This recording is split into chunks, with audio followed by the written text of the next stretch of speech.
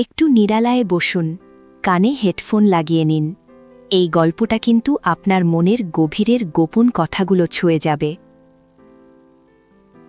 আমার বাড়ি মুর্শিদাবাদে। একটা সাধারণ বাঙালি মধ্যবিত্ত পরিবারে আমার জন্ম। নাম আমার অনন্যা। ছোটবেলা থেকেই শান্তশিষ্ট মেয়ে বলে আমার বেশ নাম ডাকছিল। আর 5টা বাঙালি মেয়ের মতোই আমারও স্বপ্ন ছিল একটা সুন্দর সংসার, ভালোবাসার মানুষ আর এক চিলতে সুখের জীবন।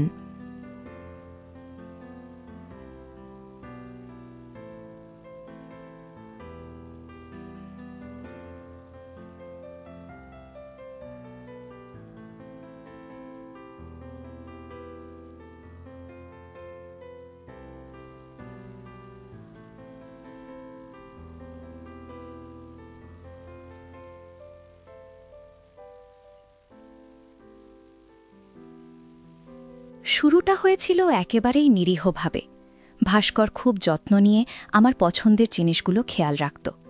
আমি হয়তো কখনো বলেছি আমার লাল রঙের শাড়িটা খুব পছন্দ, বা রজনীগন্ধার গন্ধ আমার মন ভালো করে দেয়। কয়েকদিন পর দেখতাম সে নিজেই হয়তো আমার জন্য একটা রজনীগন্ধার তোড়া নিয়ে এসেছে, বা কোনো ছুতোয় লাল শাড়ির কথা মনে করিয়ে দিয়েছে। এই ছোট ছোট জিনিসগুলো আমার মনের মধ্যে এক অদ্ভুত আলোড়ন সৃষ্টি করত। পঙ্কজও খেয়াল রাখত, কিন্তু ভাস্করের যত্নে কেমন যেন একটা নতুনত্ব ছিল, একটা স্পর্শ ছিল যা আমার হৃদয়ের গভীরে ধাক্কা দিত। একদিন আমি রান্নাঘরে কাজ করছিলাম। হঠাৎ আমার হাত ফসকে একটা কাচের বাটি পড়ে টুকরো টুকরো হয়ে গেল। আমি ভয়ে আর হাতের কাছে লেগে যাওয়ার আশঙ্কায় জমে গিয়েছিলাম। ঠিক সেই মুহূর্তে ভাস্কর ছুটে এলো। সে আমার হাত ধরে টেনে সরিয়ে দিল যাতে কাঁচ না লাগে। ওর হাতের স্পর্শ আমার সারা শরীরে এক বিদ্যুতের ঢেউ বইয়ে দিল। আমি চমকে উঠেছিলাম। ও দ্রুত হাতে কাঁচগুলো পরিষ্কার করে দিল, আর আমি মুগ্ধ চোখে ওর দিকে তাকিয়েছিলাম। সেদিন প্রথম আমি ওর চোখের গভীরতাটা খেয়াল করলাম। ওর চোখে যেন কিছু একটা ছিল যা আমাকে নিজের দিকে টেনে নিচ্ছিল। সেদিনের পর থেকেই আমাদের মধ্যে একটা অলিখিত পরিবর্তন আসতে শুরু করলো।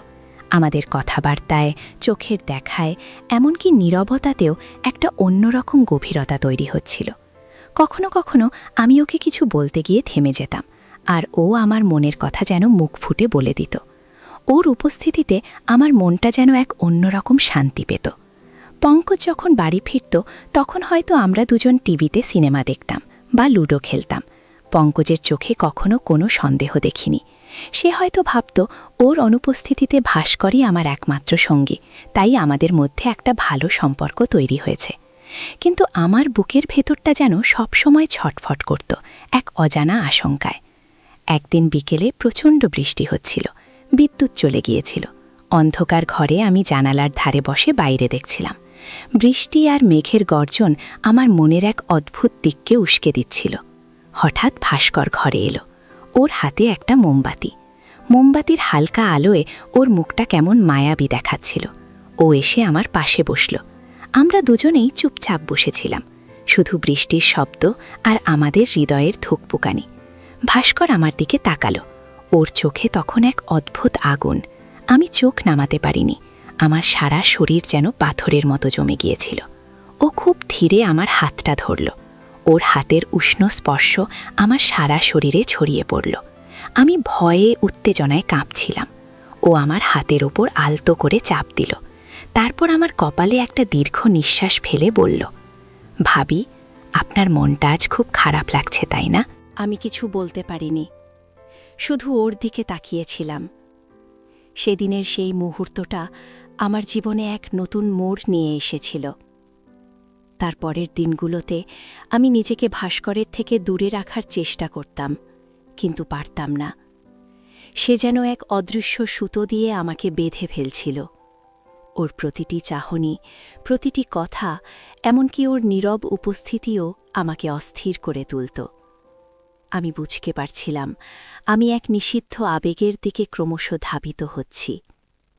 এই সম্পর্কটার কোনো ভবিষ্যৎ নেই, সমাজ এটাকে কখনো মেনে নেবে না। কিন্তু আমার মন আমার কোনো কথা শুনছিল না। আমাদের বাড়িটা বেশ বড়, অনেকগুলো ঘর। পঙ্কজ যখন না থাকত, আমি সাধারণত একা বেডরুমে থাকতাম। কিন্তু ভাস্কর আসার পর সেও একটা আলাদা ঘরে থাকত। তবুও রাতের নিস্তব্ধতায় আমরা দুজনেই যেন একে অপরের উপস্থিতি অনুভব করতাম। কখনো কখনো গভীর রাতে আমি যখন ঘুমাতে পারতাম না, তখন দেখতাম ভাস্করও তার ঘরে জেগে আছে।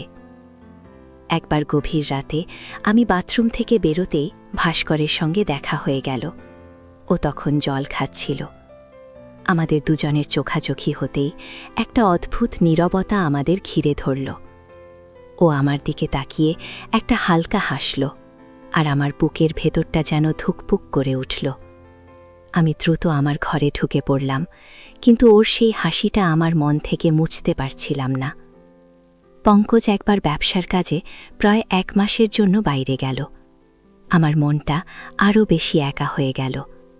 ভাস্কর বুঝতে পারছিল আমার মন খারাপ। সে আমাকে সবসময় আনন্দে রাখার চেষ্টা করত। সন্ধ্যায় আমরা একসাথে বসে টিভি দেখতাম, গল্পের বই পড়তাম। একদিন রাতে আমরা একসাথে বসে একটা হিন্দি সিনেমা দেখছিলাম। সিনেমায় রোম্যান্টিক দৃশ্য আসতেই আমি কিছুটা অস্বস্তি বোধ করছিলাম। ভাস্কর তখন আমার দিকে তাকিয়ে হাসছিল। আমার মনে হচ্ছিল যেন সে আমার মনের ভেতরটা পড়তে পারছে। সিনেমার এক দৃশ্যে নায়ক নায়িকা একে অপরের খুব কাছাকাছি আসতেই আমার গা কাটা দিয়ে উঠেছিল। ভাস্কর তখন নিজের অজান্তেই আমার হাতটা ধরে ফেলল। আমি চমকে উঠেছিলাম। আমার হাতটা কাঁপছিল। ও সাথে সাথে হাতটা ছেড়ে দিয়ে বলেছিল, সরি ভাবি, ভুল হয়ে গেছে। কিন্তু সেই সরি বলার মধ্যেও কেমন যেন একটা ইঙ্গিত ছিল। আমার মনে হলো সে ইচ্ছে করেই আমার হাত ধরেছিল। এরপর আমাদের মধ্যে আরও ঘনিষ্ঠতা বাড়তে শুরু করল। ভাস্কর আমাকে নানাভাবে সাহায্য করত। বাজার করা, ইলেকট্রিকের কোনো সমস্যা হলে ঠিক করা, এমনকি আমার পছন্দের গানগুলো ডাউনলোড করে দেওয়া, সব কিছুই সে হাসি মুখে করত। ওর এই আন্তরিকতা আমাকে আরও বেশি ওর দিকে টেনে নিয়ে যাচ্ছিল।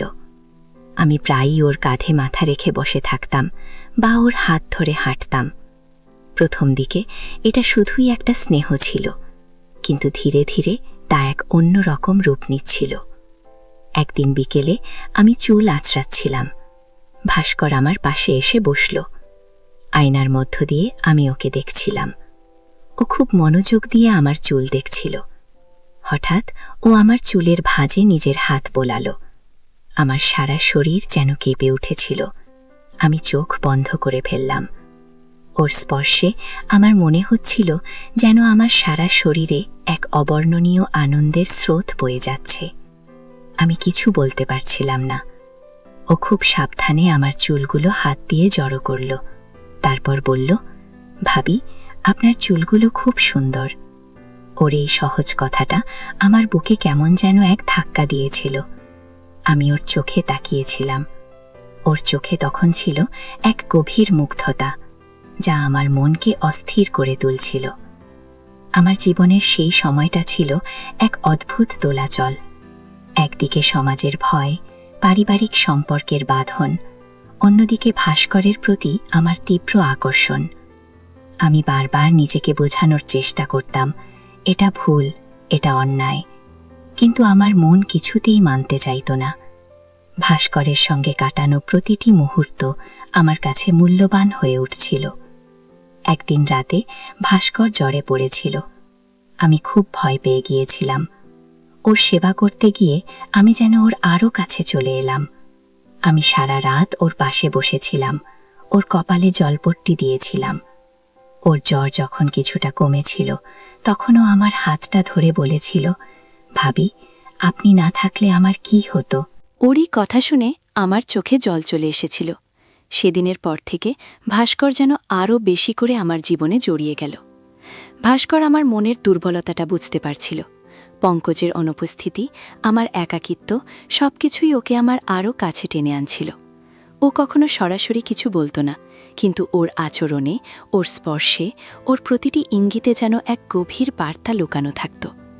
একদিন রাতে আমি খুব মন খারাপ করে বসেছিলাম। পঙ্কজের সাথে আমার কিছু বিষয় নিয়ে ঝগড়া হয়েছিল, আর ও ফোনও ধরছিল না। আমি কাঁদতে কাঁদতে বিছানায় শুয়ে পড়েছিলাম। ভাস্কর তখন আমার ঘরে এলো। ও আমাকে কাঁদতে দেখে প্রথমে কিছুটা হতভম্ব হয়ে গিয়েছিল, তারপর সে আমার পাশে এসে বসল। ও আমার মাথায় হাত বুলিয়ে দিতে লাগল।